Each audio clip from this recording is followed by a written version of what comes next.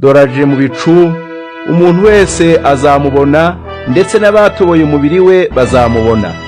Amoko yose yo kw'isi azacura umuborogo kubwe.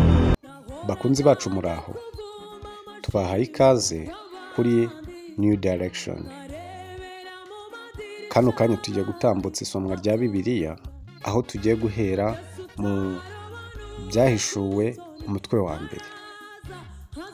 Hanyuma iyi ni part 1, hazagenda haba na part 2, part 3, gutyo uko iminsi izajya igenda itambuka.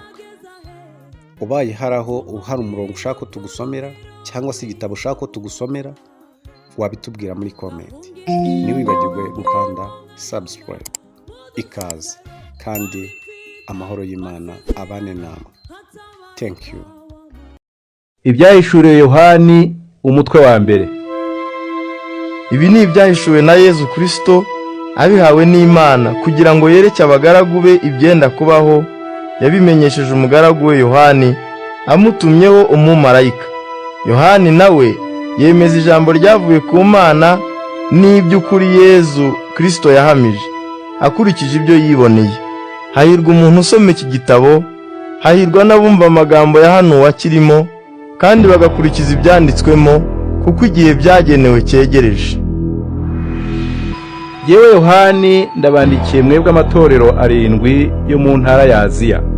Imana nibagirira ubuntu, ibahe n'amahoro, yo iriho kandi yahozeho kandi igiye kuza.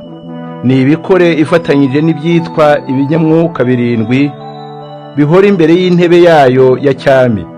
Ibikore kandi ifatanyije na Yezu Kristo, umuhamya w'indahemuka, akaba yarabimburiye abandi kuzuka mu bapfuye, akagirwa umutware w'abami bategeka isi. Kristo aradukunda, ni nawe watubohoye, amena amaraso ye ngo atuvane mu byaha byacu, kandi yatugize abantu bo mu bwami bwe b'abatambyi ngo dukorere Imana se. Nahabwe ikuzo n'imbaraga iteka ryose. Amina. Doraje mu bicu, umuntu wese azamubona, ndetse n'abatoboye umubiri we bazamubona. Amoko yose yo kw'isi azacura umuborogo kubwe. Koko bizaba bityo. Amina. Nyagasani Imana ishobora byose, iriho kandi yahozeho kandi igiye kuza, iravuga iti: Njyewe ntangiriro nanjye herezo. Nige Yohani umuvandimwe wanyu musangiye amakuba duhorwa Yezu, musangiye kandi ubwami bwe n'ukwihangana duterwa nawe. Nari ku kirwa cya Patimo, mporwa ijambo ry'Imana n'iby'ukuri Yezu yahamije. Ku munsi wa Nyagasani mwuka w'Imana nzaho, maze ndabonekerwa. Inyuma yanjye numva ijwi rimeze nk'iry'impanda, ryuvuga cyane ati: Ibyo ureba ubyandike mu muzingo w'igitabo, uwoherereza amatorero 7 yo muri iyi migi: Efezi na Simirina na Perugamu na Tiyatira na Saridi na Filadelfiya na Laodiseya. Ndahindukira ngo ndebe uwambwiraga, maze mbona hateretswe amatara 7 akozwe muri zahabu. Hagati yayo hari hahagaze usa n'umwana w'umuntu. Yari yambaye ikanzu ndende, igituza cye kizengurutswe n'umukandara wa zahabu. Umutwe we n'umusatsi we byereranaga nk'inyange cyangwa se nk'urubura, kandi amaso ye yari nk'indimi z'umuriro.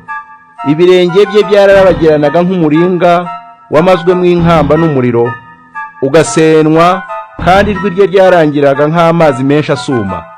Mu kuboko kwe kw'iburyo yari afite inyenyeri 7, naho mu kanwa ke havagamo inkota ityaye. Mu maso he harabagiranaga nk'izuba ryo ku manywa y'ihangu. Ngo murabukwe mpita nikubita hasi imbere ye, mera nk'upfuye. Nuko andambikaho ikiganza cy'iburyo, aravuga ati: Witinya, njye ntangiriro ninanjye herezo. Dore ndi muzima, ni n'abapfuye, none ndiho kugeza iteka ryose. Njye ufite imfunguzo, nshobora gufunga no gufungura urupfu n'ikuzimu. Nuko rero andika ibyo ubonye, ari ibiriho ubu, ari n'ibigiye gukurikiraho. Ibyerekeye inyenyeri 7 wabonye mu kiganza cyanjye cy'iburyo n'amatara 7 ya zahabu ni ibanga. Dore uko iryo banga risobanura: inyenyeri 7 n'abamarayika bashinzwe amatorero 7, naho amatorero arindwi ni ayo matorero arindwi ubwayo.